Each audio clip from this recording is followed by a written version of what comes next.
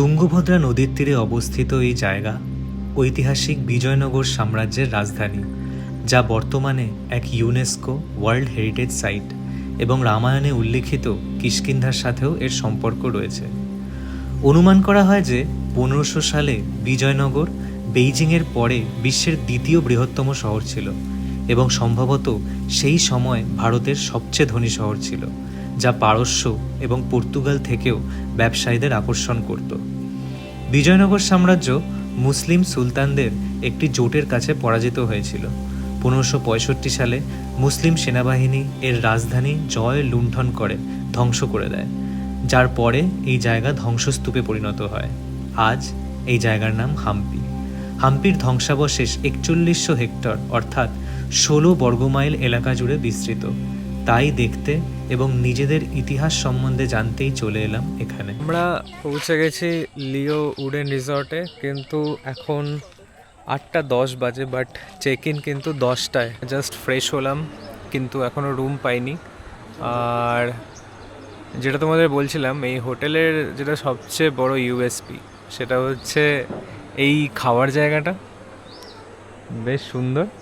আর এই খাওয়ার জায়গাটা থেকে যে ভিউটা আছে সেটা হচ্ছে আরও সুন্দর। এই তোমরা দেখতে পাচ্ছ তুঙ্গভদ্রা রিভার, একদম আমরা তুঙ্গভদ্রা রিভারের সামনেই দাঁড়িয়ে আছি।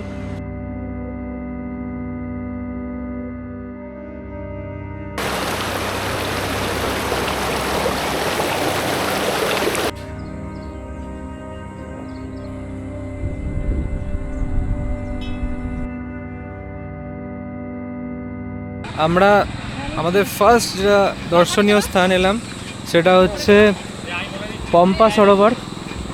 মাতা সবরই হচ্ছে ভিল প্রজাতির মহিলা ছিলেন, এবং ভিল সম্প্রদায়ের মধ্যে একটা প্রথা ছিল, যখনই মেয়ের বিয়ে হতো তখন বাড়ির গৃহপালিত পশু যারা ছিল, ভেড়া, ছাগল টাগল এই ধরনের কেটে মাংস রান্না করে খাওয়ানো, সেটা আমাদের বাঙালিদের মধ্যেও আছে। তো এতটাই দয়ালু প্রকৃতির উনি মহিলা ছিলেন যে যেহেতু ছোটো থেকে তারা মানুষ করেছে, খাইয়ে করেছে, তার ধরুন কী হয়েছে, যেই শুনেছে তার বিয়ের জন্য এগুলো তারা মারা যাবে, তখন তার বিয়ের আগের দিন রাত্রে সে পালিয়ে যায়, যাতে না কাটা পড়ে এবং ওরা বেঁচে যায় প্রাণী। সেখানে ঘুরতে ঘুরতেই পম্পা সরোবরের কাছে উনি আসেন।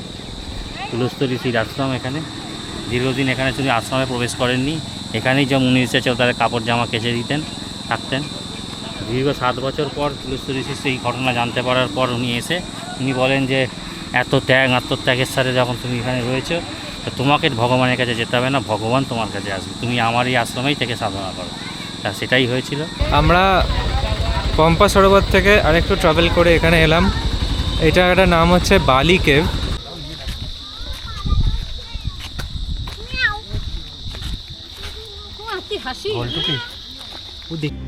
একটু চড়াই উঠতে উঠতেই চোখে পড়লো একটা ছোট্ট মন্দির। পরে জানতে পারলাম এখানে বিরাজমান মা দুর্গা। সেখান থেকে একটু হেঁটে এগোতেই চোখে পড়লো একটা দুর্গের মতো প্রবেশদ্বার, আর সেই পথ ধরেই পৌঁছে যাওয়া যায় সেই বিখ্যাত বালি কেভে। এখানেই বালি আর এক মায়াবী রাক্ষসের মধ্যে সেই ভয়ঙ্কর যুদ্ধ হয়েছিল এবং সুগ্রীব ভেবেছিল বালি হয়তো মারা গেছে, আর সেই ভেবেই সুগ্রীব এই গুহার প্রবেশপথ বিশাল এক পাথর দিয়ে বন্ধ করে দেয়। রামায়ণের সেই গল্প আমরা প্রায় সবাই জানি, কিন্তু সেই জায়গাটার সামনে দাঁড়িয়ে গল্পটা যেন হঠাৎ বাস্তব মনে হতে শুরু করে। আমরা এলাম এখন লাঞ্চ করতে। জায়গাটা কিন্তু খুবই সুন্দর। এটার নাম হচ্ছে ওয়াইল্ড স্টোন রেস্টুরেন্ট। এখানে থাকার জায়গাও আছে এই পাশে। আর এইবার তোমাদের ভেতরটা দেখাই আমি।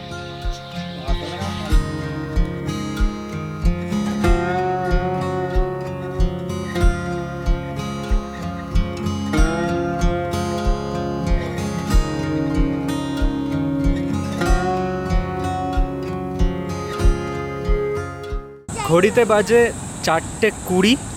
আমরা লাঞ্চ করে একটু রেস্ট নিয়ে এলাম কোরাকেল রাইড করতে।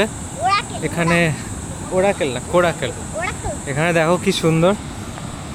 এই বোটগুলো করে আমাদের নিয়ে যাবে, ঘোরাবে। তোমরা দেখতে পাচ্ছ ওখানে ঘোরাচ্ছে।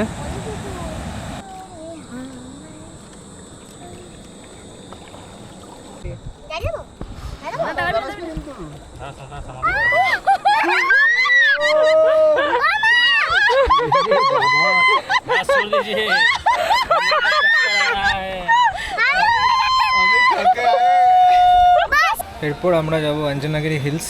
আমি আর গুবলু যাচ্ছি, বাকি লোকের আর কারোর দম নেই অঞ্জনাগিরি হিলসের 570টা সিঁড়ি ওঠার। তো আমরা ওটা যাব, গিয়ে ঘুরে আসি।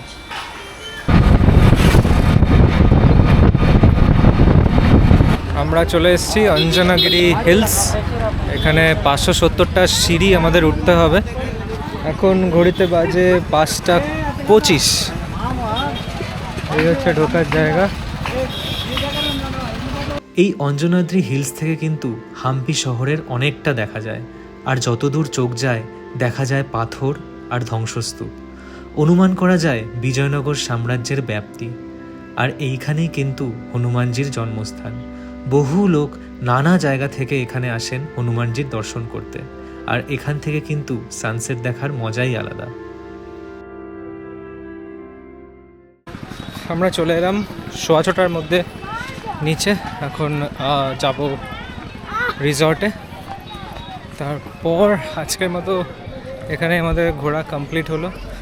এরপর কালকে আমরা ঘুরবো সাউথ হাম্পি। পরদিন সকালে বেশি দেরি না করে গরম গরম ধোসা খেয়ে আমরা রওনা দিলাম সাউথ হাম্পি তথা বিজয়নগর সাম্রাজ্যের ধ্বংসাবশেষ দেখতে। তৎকালীন সময় সাল 1336 থেকে 1565 অবধি বিজয়নগর সাম্রাজ্য ছিল।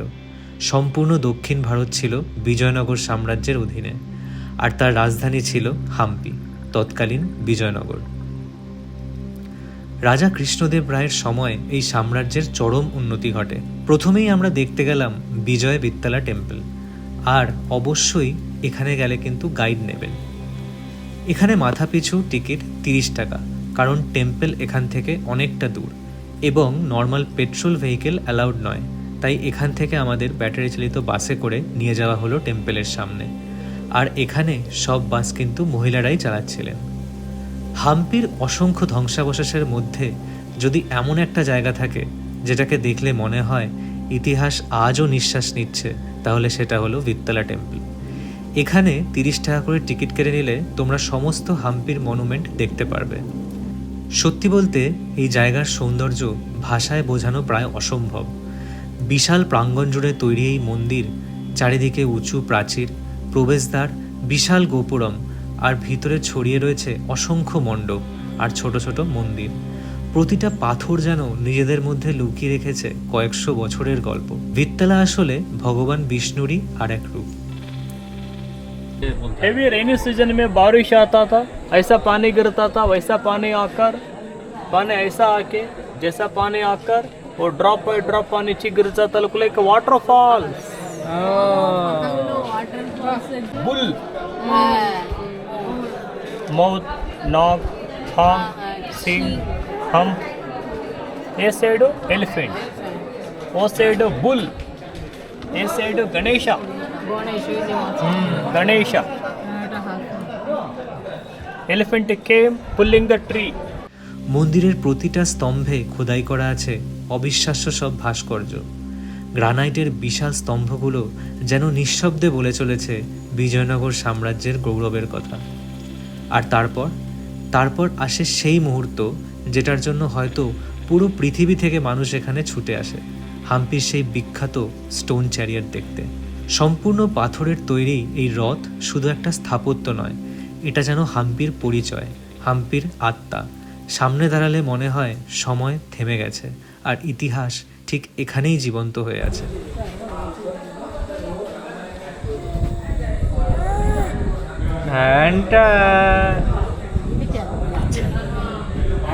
সবকিছুর মধ্যে সবচেয়ে মুগ্ধকর ছিল এই মিউজিক্যাল পিলারগুলো।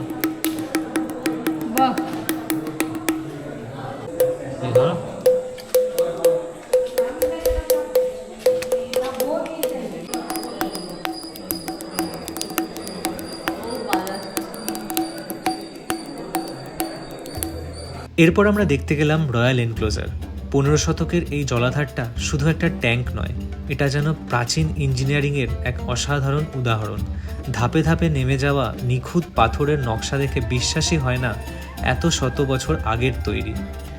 এখানে মহানবমী পালন করা হতো এবং শোনা যায় মাইসোরের আগে এখানেই সবচেয়ে বড় করে দশমী পালন করা হতো। এরপর আমরা আরও দেখলাম লোটাস মহল ও ষোড়শ শতকে রাজা কৃষ্ণদেব রায়ের শাসনকালে তৈরি হয়েছিল এই বিশাল আস্তাবলগুলো। একসময় এখানে রাখা হতো রাজাদের ঘোড়া। ঘড়িতে বাজে দুপুর 2টো, আর আমরা এলাম একটা খুব ফেমাস রেস্টুরেন্টে, ম্যাঙ্গো ট্রি রেস্টুরেন্ট। এটা কিন্তু পিওর ভেজ, বাট এটা আমি নাম শুনেছি, এখানে খাওয়া দাওয়া খুব ভালো। থোড়া থোড়া দেন।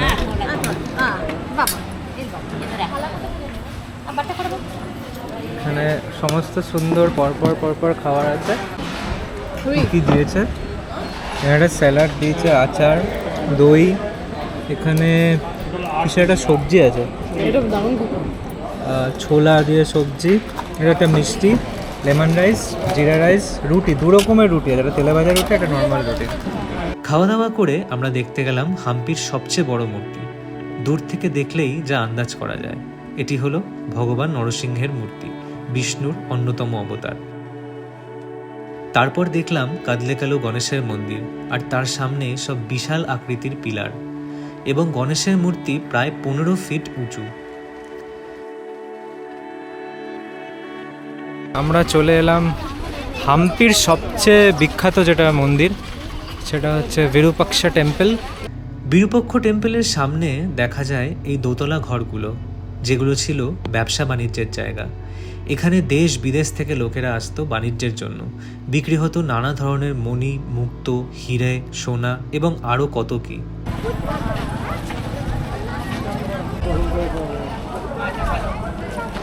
এখানে কিন্তু স্লিভলেস অ্যালাও না, আর হাফ প্যান্টও অ্যালাও না, তাই আমাদের কিন্তু লুঙ্গি পরতে হয়েছে। বিরূপক্ষ টেম্পলের ভেতরে গিয়ে কিন্তু গায়ে কাঁটা দিয়ে উঠল। এত পুরনো মন্দির আর এত বড় এর আগে কখনো দেখিনি। হাম্পির বিরূপক্ষ মন্দিরে ঢুকলেই এক বিশেষ সদস্যের সঙ্গে দেখা হয়, আর সে হলো লক্ষ্মী। লক্ষ্মী স্থানীয় মানুষের কাছে যেন এক জীবন্ত দেবীর মতো। বহু বছর ধরে সে এই প্রাচীন বিরূপক্ষ মন্দিরেরই এক অংশ হয়ে আছে। মন্দিরে আসা দর্শনার্থীরা তার কাছে আশীর্বাদ নিতে আসে, আর লক্ষ্মীও তার সুরটা আলতো করে মাথায় রেখে যেন আশীর্বাদ করে দেয়। ভেতরে অসাধারণ সব ভাস্কর্য, এখানে বিরাজমান শিব ঠাকুর। একটু এগিয়ে যেতেই আমরা গিয়ে পৌঁছালাম একটা অন্ধকার ঘরে, এবং দেখলাম গোপুরমের উল্টানো ছায়া দেওয়ালে পড়ছে। ভাবতে অবাক লাগে তখনকার দিনেও মানুষ কত এগিয়ে ছিল বিজ্ঞানের দিক থেকে।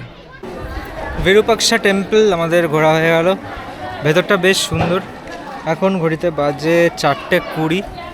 আমরা মোটামুটি সাউথ হাম্পিও আমাদের কমপ্লিট হয়ে গেল, সমস্ত দর্শনীয় স্থানগুলো ঘোরা হয়ে গেল। এবার আমরা সোজা চলে যাব রিসর্ট, কেননা প্রচণ্ড গরমে আমরা মোটামুটি কাহিল, আর ভালো লাগছে না, মাথা ব্যথা করছে। কালকে আমাদের ট্রেন হাম্পি থেকে, তো আমি ব্লগটা এখানেই শেষ করছি। আশা করি তোমাদের বেশ ভালো লাগলো হাম্পি ব্লগটা, আর সমস্ত ডিটেলস আমি ডেসক্রিপশানে দিয়ে দেবো। অ্যান্ড এরকম ভিডিও আসতে থাকবে। দেখা হচ্ছে নেক্সট ভিডিওতে। বাই।